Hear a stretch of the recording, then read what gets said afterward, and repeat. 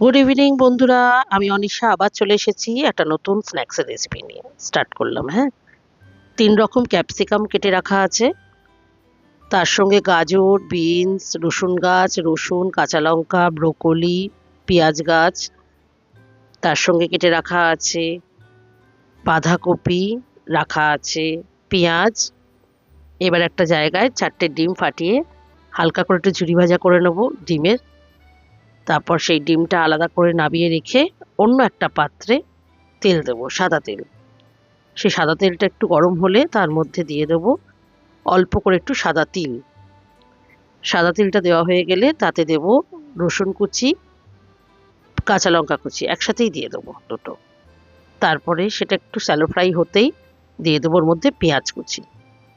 তিনটাকে ভালো করে একটু ভাজা ভাজা মতো করে নিয়ে তার উপর দিয়ে দেবো সয়াবিন বড়ি। সয়াবিন বড়িটাকে আমি একটু আগে ভিজিয়ে রেখেছিলাম গরম জলে, আপনারাও তাই রাখতে পারেন যদি দেবেন মনে করেন। স্কিপও করতে পারেন, অন্য কিছুও দিতে পারেন এই জায়গায়। আমার ছেলেরা ভালোবাসে সয়াবিন বড়ি খেতে, তাই আমি একটু সয়াবিন বড়ি সেদ্ধ করে দিয়েছি চাউমিনে। এরপর দেব ব্রোকলি, যেটা কেটে রেখেছিলাম। ব্রোকলিগুলো দেওয়া হয়ে গেলে একটু নাড়াচাড়া করে নিয়ে তার উপর দিয়ে দেবো বাঁধাকপি কুচি, ওটাও যেটা কেটে রাখা ছিল। এবার সবজিটা না আপনারা নিজেদের ইচ্ছা মতোও দিতে পারেন। আমি এগুলো দিয়েছিলাম, আমার বাড়িতে ছিল তাই। আপনারা অন্য কিছুও অ্যাড্রেস করতে পারেন। এরপর দেবো গাজর কুচি, তারপরে দেবো একটু বিনস কুচি। গাজর, বিনস, বাঁধাকপি, ব্রোকলি, সয়াবিন বড়ি সব একসাথে একটু ভাজা ভাজা মতো করে নিতে হবে। হালকা করে একটু শ্যালো ফ্রাই করে নিতে হবে। চাউমিনের সবজি খুব বেশি ভাজা হয় না। তারপর দেবো রসুন গাছের যে গাছের অংশটা সেটা। তারপরে পেঁয়াজ গাছের পেঁয়াজটা দিয়ে দেবো। দিয়ে ভালো করে একটু নাড়ানাড়ি করে তার উপর দিয়ে দেবো 3 রকম ক্যাপসিকাম। সবুজ ক্যাপসিকাম, লাল ক্যাপসিকাম এবং হলুদ ক্যাপসিকাম। সব সুন্দর করে দেওয়া হয়ে গেলে এবার একটু নাড়ানাড়ি করে নিয়ে ওপর থেকে একটু চিনি দিয়ে দেবো।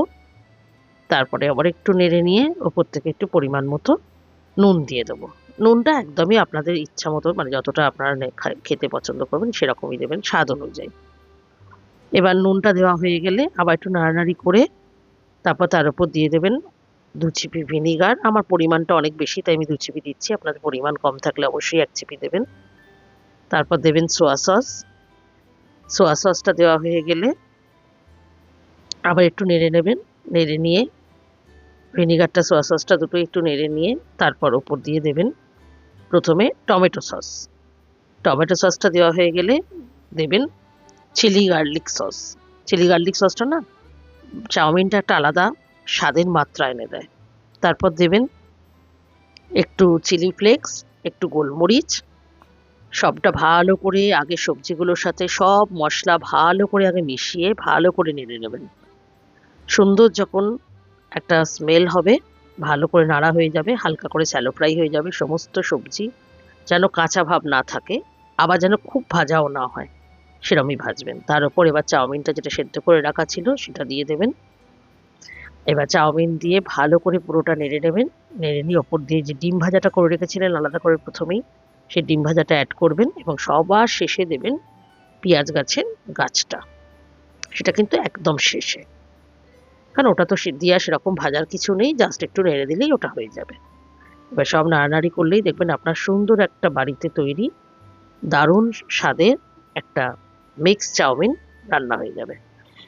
যদিও মিক্সড বলা যাবে না, কারণ এখানে চিংড়ি মাছ বা চিকেন কিছুই নেই, কিন্তু সয়াবিন বড়ি আর ডিম দিয়েও খুব ভালো হয় চাউমিনটা সন্ধ্যেবেলা।